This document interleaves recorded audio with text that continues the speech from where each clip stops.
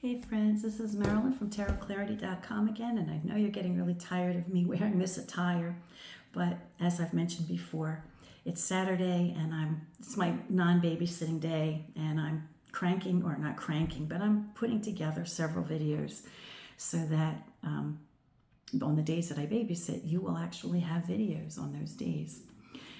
Now, one of my subscribers, Alexandra, asked me to do a side-by-side comparison of the pip cards, and so I thought I'd do it in a few stages. I thought I would show the court cards in its own video, and then do the actual pip cards in another video, because it would be a very long video, and the longer the video is, the greater the chance for me to screw it up and then having to start over again, or having it be not very coherent for you.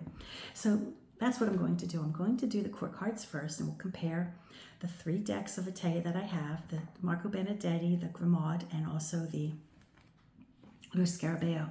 Now, also from Alexandra is the information that the Grimaud is still in circulation. You can still get a Grimaud deck, and I'll point that deck out when I flip the camera. So it's possible to still get a Grimaud. So I didn't know that. I just assumed it was out of print because my copy is from the 60s.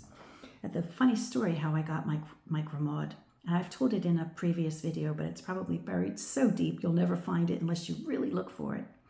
But the way I got my original Grimaud was, I guess, I bought my first home with my first husband in 1987. And I had a few toddlers in the house. So my last children were twins, and they were born in 1990. So it must have been around 93 or 94. I had a next door neighbor, a single woman, who was recently out of a relationship. I don't know if it was a marriage or just a relationship that went bad. And she knew that I read tarot cards. I'm not quite sure how she knew.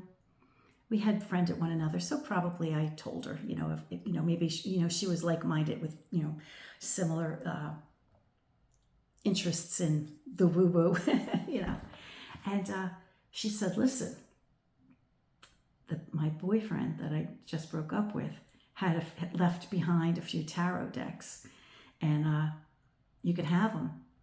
And I wasn't even familiar at that stage with the Etteilla deck at all. I didn't even know it existed. And I saw it, and I could tell that it was vintage already in the 90s. It was already 30 years old if it was from the 60s, because I had the box at that time. I replaced the box. I've told, I've recounted many times how in those days you just replaced the box with a sack, and you threw the box away, because how many boxes can you you save when you already have new containers for these decks? Anyway. But I remember it was, from the 60s. I'm not sure what date, but maybe 65, something like that. At any rate, she said, so I looked at it and I was like, oh, this is already a special deck. I mean, it's already like 30 years old. It's already a vintage deck, Do you want to get a hold of him and try to see if he wants it back? And she's like, you either take it today or it goes in the garbage can. She lifted the lid and throwing it in. I'm like, hold it, stop. So I took it. And boy, am I glad I did. Now, I've had it all these years. But that's how I came across the Grimaud copy. And I never really used it because it was so different from my other decks that I guess I was a little intimidated by it because of the language difference, right? And the shapes, I don't know. I guess I was just intimidated by it initially. And I didn't bother with it. And then the other Etteilla deck that I received was as a result of, as I mentioned before, if you watch the other videos, and this, I'm repeating myself, but if you didn't watch the other video, then you're hearing it for the first time, that it was a Kickstarter incentive to purchase a Visconti Sforza deck. So I was like, dang, I'll get 2 decks for the price of this one. So what the hey, I just ordered it. So that's how I ended up with the second deck. So let me just pull the court cards of these respective decks, and I will get on it. Alrighty, so here we have the 4 suits of each deck. I'll start with I'm doing it in the numeric value that Etteilla presents them. So the first one is the man of Campania. Now, I'm sure I'm butchering the way it's spoken, but according to my trusty cheat sheet by Lo Scarabeo, the 22nd card of that name is a lawful man, and the reversal is a wicked man. And since the Lo Scarabeo deck uses the same language, I have no reason to assume that they translated it differently. And then the Grimaud gives us, a different French word with the English word. So probity in English, I guess means lawful, right? So here we have the three lawful men, and in reverse, they are men who are wicked. So there is quite a distinction in the coloring. As I mentioned in the other video I did comparing the three of them, it seems as though Lo Scarabeo relied most heavily on the Grimaud for color, but referenced the original Etteilla for the language on the cards. And remember, the Lo Scarabeo, I guess in an attempt to make it look antique, did something to the color, the background color, making it beige, which I think is a real shame. But here we have a difference in color. We actually even do have a difference in color between the Lo Scarabeo and the Grimaud, because here the leggings are like purple, and here they're more gray. So I guess there are some color differences between the Lo Scarabeo and the Grimaud. Remember, Marco's deck is a facsimile deck. Okay, the 23rd card, according to the cheat sheet, is a woman, a lawful woman, and in reverse, let's see, would it be a wicked woman? In reverse, it means beware of women's wiles. Beware the woman's wiles. So it's another way of saying a wicked woman, or a woman who is clever but to someone else's disadvantage. Now here in the Marco's deck, because it is a facsimile, we will have, what appears to be a stain in the cards, right? Because if it's a copy of an original deck, we get the warts and all. Here, the Grimaud chooses the word virtue to show she's a good woman. And down here, the reversal, devotion. They give it quite a different meaning. Wow. So the Grimaud card seems, the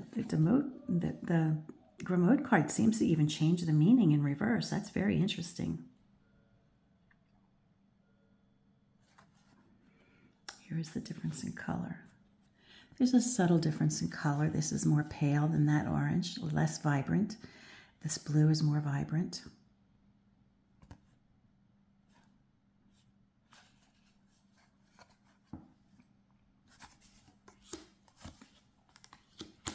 The 24 card, duty calls, and in reverse it is beware of disunity. So this is like, a call to action, honoring duty. You're doing something that you're required to do, something that's expected of you, right? And in the Grimaud, they change the meaning, and they call it change. Now, see, depart doesn't seem to me a call to duty. It looks like somebody's taking off. So I don't know. Maybe these aren't, I don't know. I don't know how trustworthy my handy dandy cheat sheet is because the word up here is depart, which suggests departure, but the translation of the Etteilla suggests that it means duty calls. However, in reverse, it's disunity. Here it's called separation.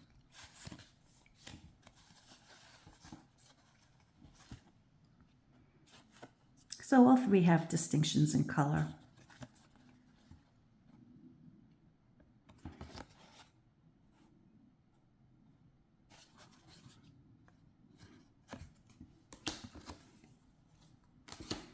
Okay, the number 26th card for the page of batons, excuse me, number 25 card, is stranger.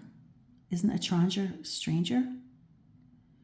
And the translation, according to the card, is fortune in distant countries. And the reversal is a new opportunity approaches.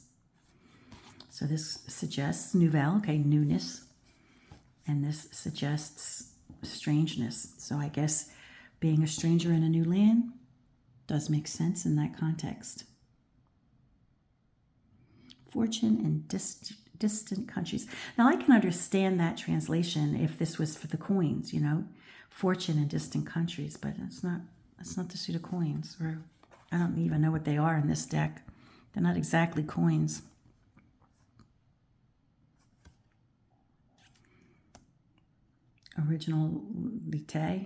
Originality.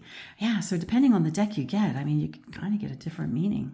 Although the Lo Scarabeo and the facsimile decks retain the same language, you know, the translation that the Lo Scarabeo people gave us might not match what we think we are seeing. But the picture does show, it does seem to indicate somebody who's walking through a threshold into a new location. So I can understand the idea of being a stranger in a new land, because you're leaving one place, you're going through a doorway, and you're entering a new realm. I don't necessarily understand it to be fortune, but that's what they say. Okay, now this looks like it's a blonde man, number 36. Yeah. Oh, a blonde man. So this one's just going for the physical attributes. And the reversal is a dishonest man. So the negative connotations of a blonde man would be that he's dishonest, according to Etteilla. Probité, okay, again, we have the sense of a lawful or, you know, upright citizen. And the reversal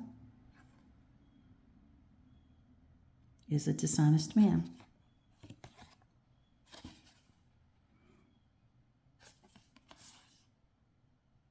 That's interesting. Homme en place.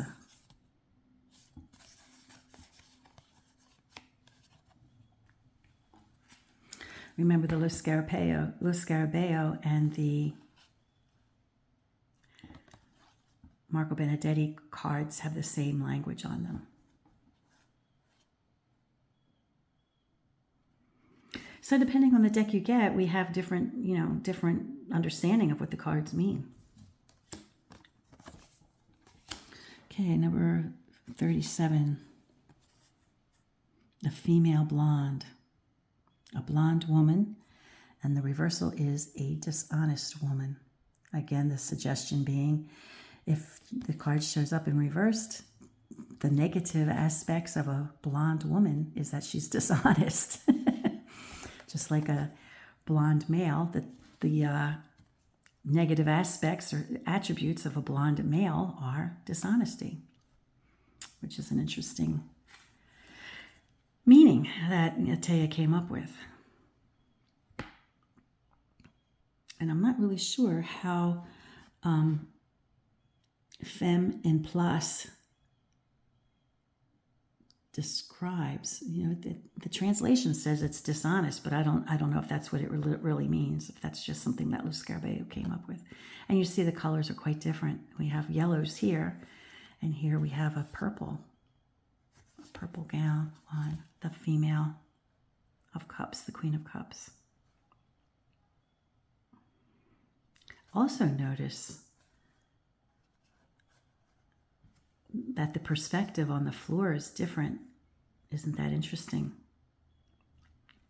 These two were the same because I think the Lo Scarabeo was modeled after the Grimaud, but they both differ in the orientation of the floors from the original card. 38. You have arrived, and in reverse, beware of trickery.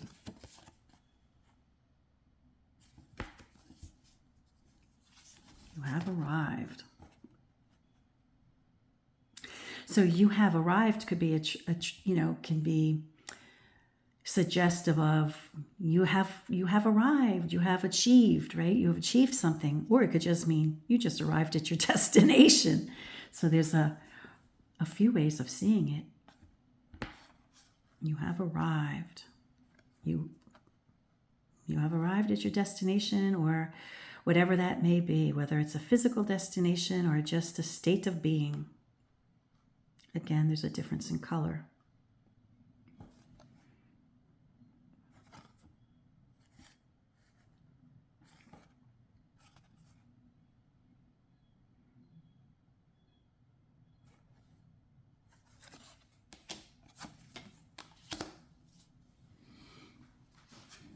$39. A blonde boy, and in reverse, a daydreamer. And he's my boyfriend.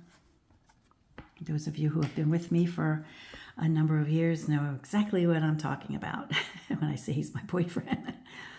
Definitely distinction in color. These two being more similar in color. But again, the names being more similar between the facsimile and the Lo Scarabeo. Garçon studio. Studio? I don't know.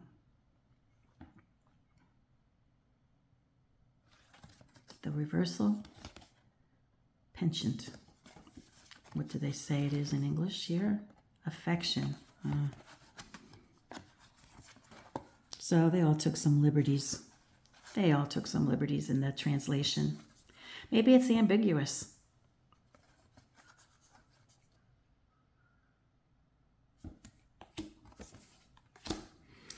And the suit of swords.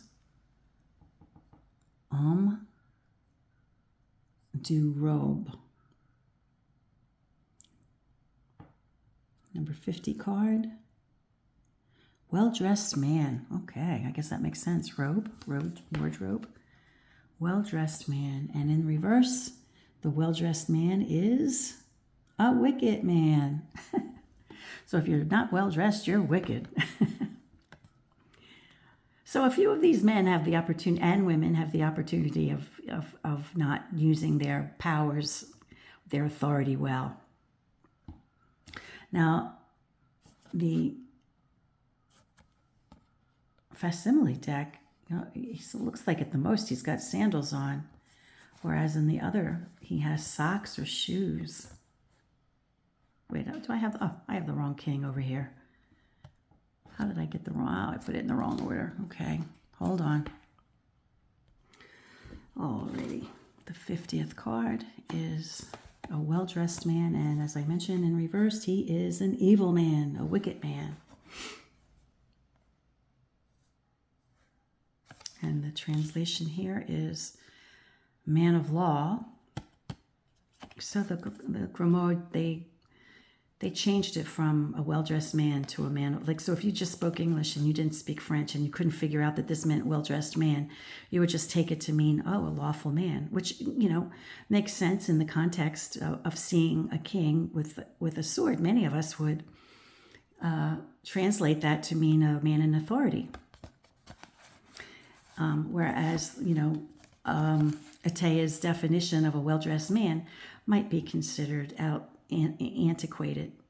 We don't typically look at the cards anymore and say, oh, he's a blonde, or this person's going to be a blonde, or this person's going to be a brunette, right? We don't typically do that anymore.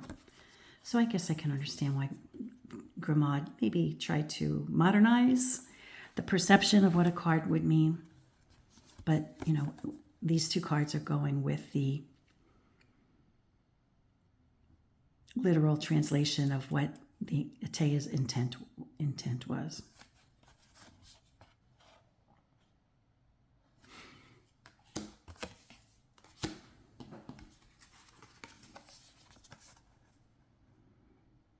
Vouvage, number 51, a widow. And in reverse, a wicked woman.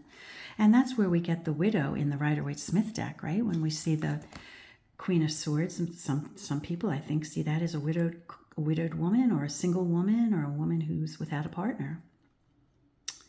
So that's where this came from. This came from Etteilla. And the reversal for 51 is a wicked woman. What a surprise. A wicked woman.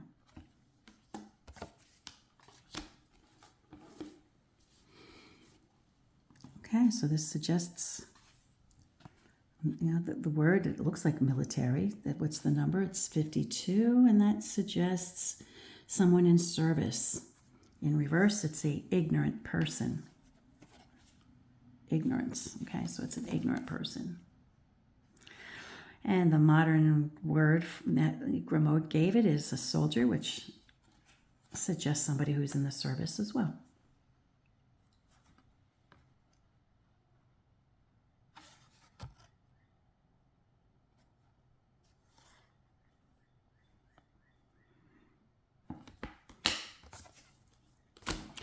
"53.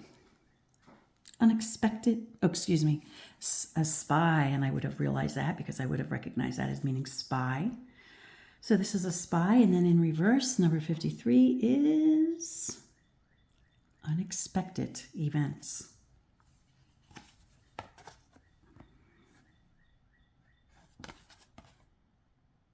And providence.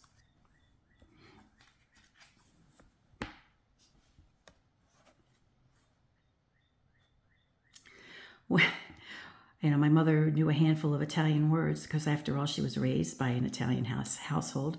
Now, they did not speak, the parents spoke Italian, but they only spoke English. But they were of the generation that were really, really super duper proud to be American, and they only spoke their native language in their home. Their children, they didn't teach their children their language. The children spoke English. So my mother and her siblings all grew up learning English, but they would pick up on little Italian words because when the grown-ups didn't want them to understand what they were talking about, they would say, they would speak to one another in Italian. And so the kids would sometimes pick up some of the words, and spion was one of them. And, they used to say to us, "You're a little spion," like if you were caught eavesdropping, or you were caught listening to the grown-ups, my mom would say, "You're a little spion." Now I know where my mother got it. Okay, so here we have the brown-haired man. I think that's what that means, number 64. And the translation is a brown-haired man. And guess what it means in reverse? Not a wicked man, but a vicious man. Now, isn't this interesting? I want to point this out. Now, because the Lo Scarabeo is fashioned or modeled after the Grimaud, you see how this appears to be a sheet that's hanging from the wall that's behind it.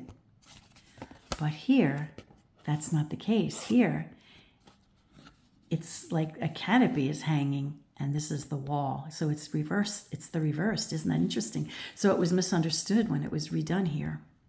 This was seen as hanging in front of the wall, when really this up on the top is what is hanging, and this is what's from behind. Interesting. So it's a vicious man in reverse, and it's a brunette man in upright.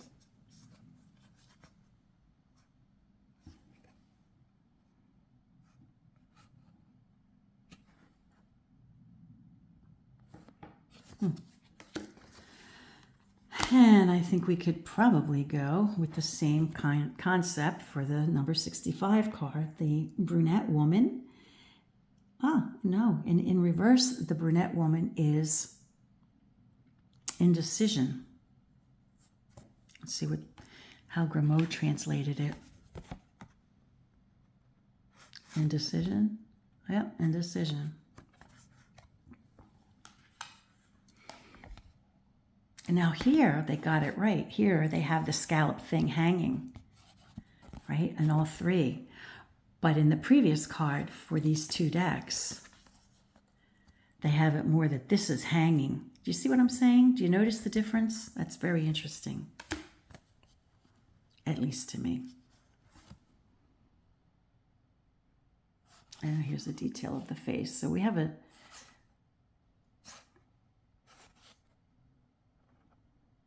so when this deck was reimagined by Grimaud, they tweaked details like many modern publishers do. When they do a historic deck, they tweak what they think was the ideal. And then Lo Scarabeo just acquiesced to whatever Grimaud had, but then changed some of the color. That's all. Okay, the last two cards of the last suit of coins is utility, which number 66 translates to a useful person.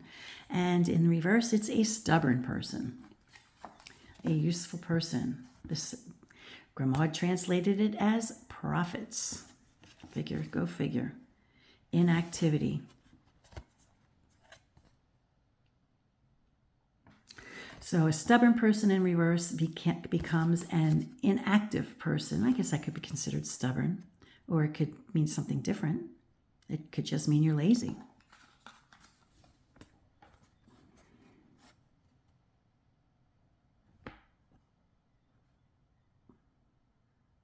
And here, it's not a useful person, but it's profit. Jeez. So I guess it's not just the cardstock that you want or the aesthetics of the color, but it's really, the language you want to see,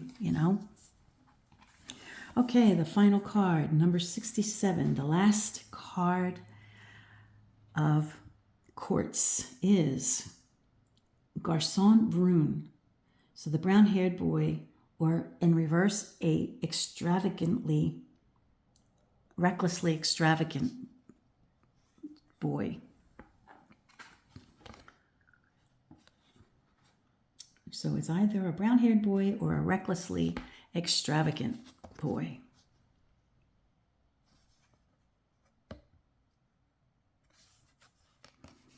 I mean, I'm happy to have all three. I'm not, knocking any of them.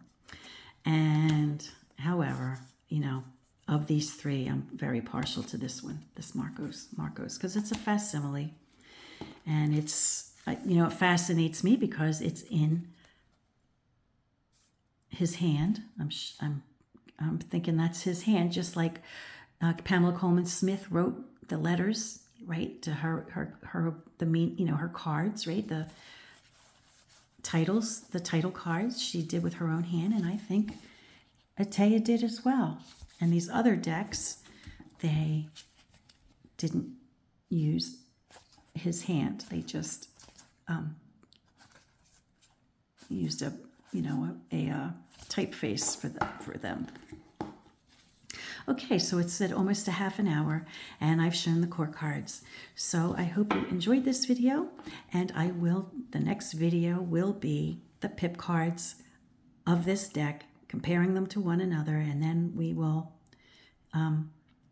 probably be done with showcasing the Etteilla for a little while. Until next time, friends, peace, stay well, be kind, and do no harm.